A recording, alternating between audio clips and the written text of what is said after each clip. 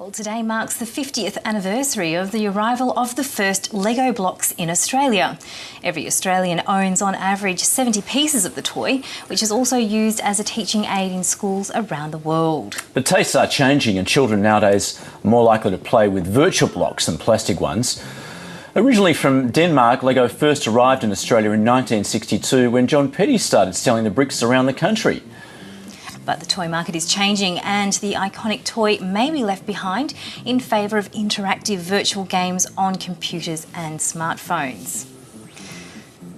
So will the iconic blocks be consigned to the dustbin of history, and what does this mean for the way children learn and play? Joining us now are John Petty and Caroline Squire from Lego. John, first of all, to come to you. You obviously are very familiar with the story of Lego. You're the person who's responsible for bringing it here. Quite right, yes. I worked for Lego in the United Kingdom, and they decided to send myself out here to introduce Lego to Australia. And it was quite a daunting task initially because, of course, the product was entirely unknown. And so we had to go out and sort of introduce it and sell it to the retailers, many of whom were somewhat reluctant, shall I say, to put the product in. We used to build a little model of a house and hand it to the retailer, and they would say, very nice, and would say, turn it upside down. And they would say, no, that's fine. And so we used to say, the amazing thing was that that was the first brick that when you built something with it actually stayed together. Normally if you turn it upside down it fell apart. Then secondly we would say, stand on it. And you said, no. So we'd have to put it on the shop floor and stand on it. Very impressive stuff.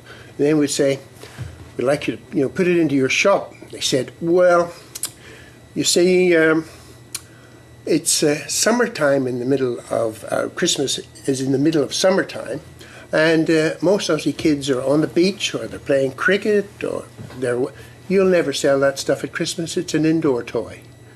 So it was quite an exciting time. So just we look back to the 60s. Yeah. Just describe the toy market at that time. Australia had clearly never seen anything like this before, particularly plastic. That's right. Because I know when I was growing up, a bit later than that, it was metal and wood. Yes.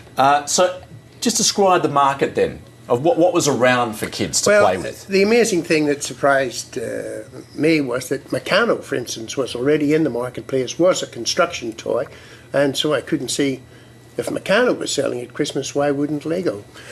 So the retailers were quite sceptical. The main advantage we had, of course, was that the buyers from Myer and David Jones and people like that had been to Europe and seen the product and were aware of it, and so they were prepared to put the product in.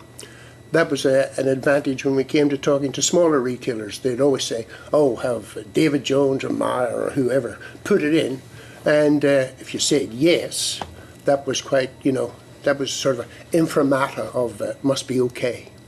I imagine that the market has changed quite considerably, and I'm thinking of my own deprived childhood. I didn't actually grow up with Lego. I don't know what happened there. But Caroline, can you just tell us what's it like these days in terms of how the market's changing with toys and with what children are playing with? It changes rapidly. Children's tastes, licenses and movies are coming out every month, every year, every week, and children's tastes are changing very dynamic. I mean, to get a child to concentrate on one thing for 20 minutes for a parent is quite a challenge. So, and particularly just play with a toy for 20 minutes is quite a challenge. So, and in fact, I know that, when John came here, he was knocked back because people said, well, kids don't play indoors. No. Now, of course, it's the opposite. It's actually trying to get people outdoors. Yep. And the indoor competition, of course, is computer games. Absolutely. I mean, and it's not, I wouldn't call it competition. I think we sit very much alongside computer games as well. I mean, there are a lot of good Lego computer games, Lego Batman, Lego Indiana Jones, Lego Star Wars games, and we do very much see a merging of the physical and virtual worlds with the physical bricks and also the virtual play of bricks and minifigures and construction online as well.